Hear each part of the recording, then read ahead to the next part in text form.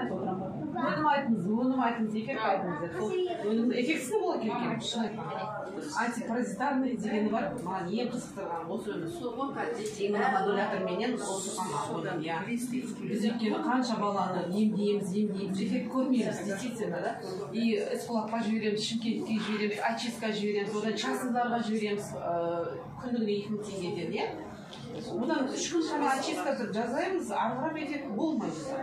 Содан бастадық енді осының антипаразитарымен қызығып, қанша балаларды көрдік, результаттар болды, қанша балада біреулер құспен тастап жатыр, прям құстың ішіменен көрсетіп жатыр, біреулер кишечникмен үлкен дәретпенен неғып жатыр. Содан кейін антивирусныймен дыхательные жақсы екен. Балаларды басынан біз не керек антибиотик құра береміз ғой өзіміз. 10 күн алады, 10 күннен кейін ол бала қайтадан келеді.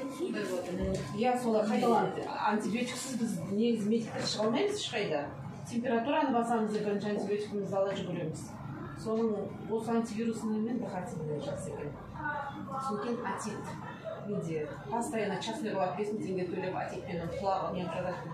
Сол осы антивируспен дыхательныйды араластырып құлаққа капельница істедік енді. Жоқ, 2 күннің ішінде 5 күннен бері, 7 күннен бері ағып жатқан балалар 2 жастағы, 2 жарым жастағы балалар. Құлақ аққандар жақсы болды. Қойды. Лор болды десеңіз, лор инфекционист болды. Әрі пульмонолог болды. Сол эффект ничего, жаман емес. Өзіңіз аты жөніңізді